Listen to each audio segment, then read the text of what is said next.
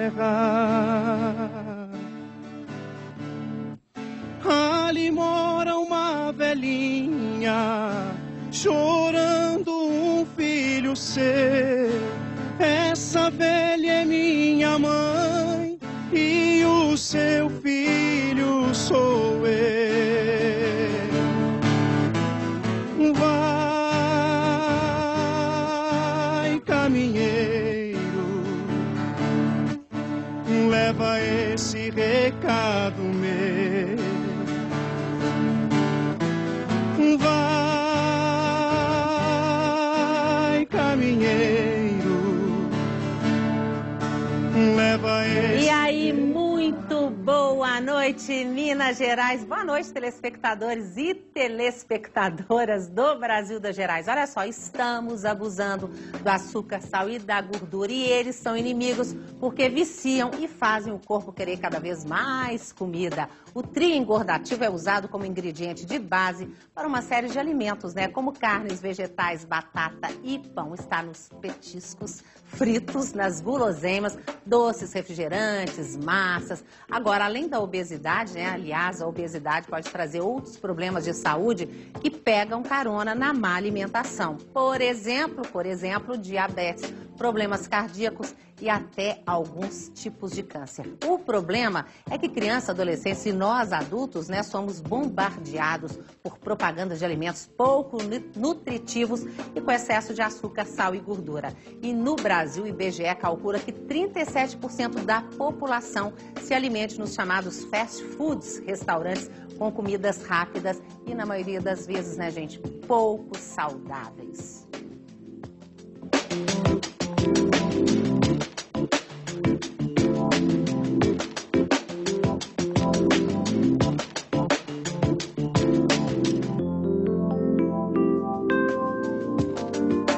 Então, hoje nosso assunto é exatamente esse. Nós vamos falar dos nossos inimigos. Quer dizer, gente, pode ser até amigo, né?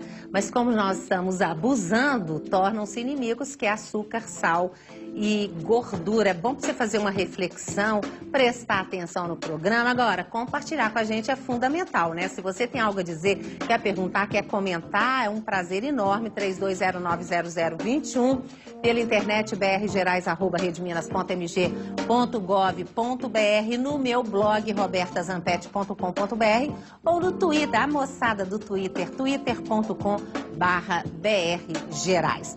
Olha só, nós temos hoje, você viu que nós começamos com uma música gostosa, caipira, boa, né? Todo mundo gosta, os jovens, adultos, idosos, não tem contraindicação. É o Rodrigo Miranda, que se alimenta bem, viu? Tá na noite, mas se alimenta bem. Ele tá lançando agora, esse é o segundo CD dele, Rodrigo Miranda. Depois eu vou conversar um pouquinho com ele. E um dos nossos convidados, que veio lá do Rio de Janeiro, é pernambucano, mas veio do Rio de Janeiro. Você mora no Rio, né, Fernando? Ele lançou, aliás, foi o Fernando, primeiramente, que nos inspirou a realização desse programa, porque ele escreveu esse livro aqui, Açúcar, o Perigo Doce. Nós temos 5 livros desses para dar de presente para você. E um CD do Rodrigo. Agora, você sabe que são 3 CDs do Rodrigo. Melhorou.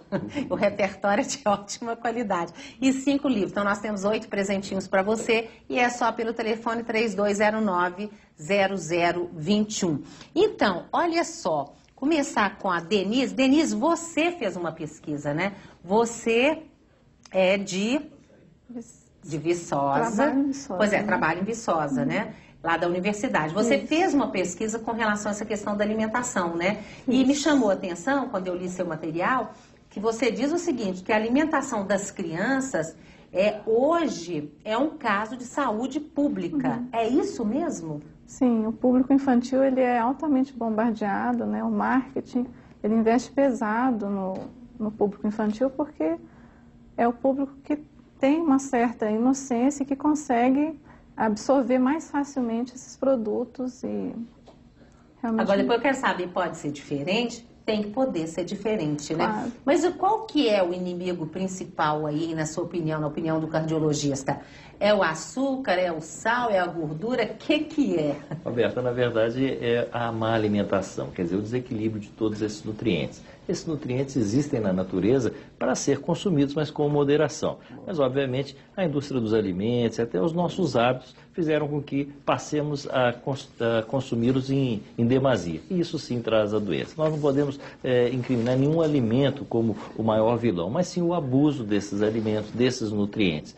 Eu acho que um equilíbrio entre eles é que sim pode trazer boa saúde. E por que a gente não está sabendo equilibrar? O que a gente está abusando mais? É do açúcar? Porque para mim, você achava que o açúcar era o maior vilão, né? Por que nós não estamos conseguindo? Eles causam realmente dependência, como eu coloquei na abertura do programa? Eu acredito que um dos pontos fundamentais é a nossa modificação do estilo de vida. Hoje estamos consumindo cada vez mais alimentos industrializados. Temos menos tempo para o preparo dos alimentos. E, obviamente, os alimentos que vêm da natureza já vêm balanceados pela própria natureza. No entanto, quando consumimos o alimento industrializado, esse não. Esse foi produzido artificialmente. Obviamente, ele tem alguns esquemas que, obviamente, para aumentar o consumo e também aumentar a durabilidade. O sal é um desses exemplos. Os alimentos são muito ricos em sal porque ele é um nutriente extremamente saboroso, mas também muito barato e também um grande conservante. A questão do açúcar, tudo que é muito doce é muito palatável, aumenta o consumo. E a gordura também. Então, os alimentos industrializados, eles acabam não sendo balanceados e cada vez mais estamos consumindo esses alimentos no nosso dia a dia. Uhum. Agora, Fernando, e você, hein? Por que você resolveu escrever esse livro aqui? Porque você não é médico, né? Não, eu sou historiador. Uhum. Por que você resolveu? Açúcar, o perigo doce? Eu resolvi estudar o açúcar em função de um diabetes que eu contraí. Eu sou diabético tipo 2, né? Uhum. E para mim foi um choque eu ter ficado doente, porque eu me cuidava. Eu fazia alimentação natural, comia alimentos integrais, né? Frango sem pele por causa do colesterol, quer dizer, não Abusava. Não abusava, não era sedentário, praticava exercícios regularmente, quer dizer, fazia tudo certinho e fiquei doente. Aí eu estranhei e comecei a ler para saber o que havia acontecido comigo. E li tudo, li livros de fisiologia, de patologia, de história, fui ler sobre alquimistas. Então, falou sobre... Uma coisa que intrigava especialmente era a questão do açúcar, né? Porque os médicos diziam que o diabético é uma doença caracterizada por excesso de glicose no sangue, mas que o açúcar do açucareiro não tinha nada a ver com isso. Aí como é que pode isso? Se a gente manda para dentro o açúcar do açucareiro. E li. A certa altura dos meus estudos, eu achei que dava para escrever um livro. Eu disse, vou escrever um livro para colocar isso tudo em pratos limpos.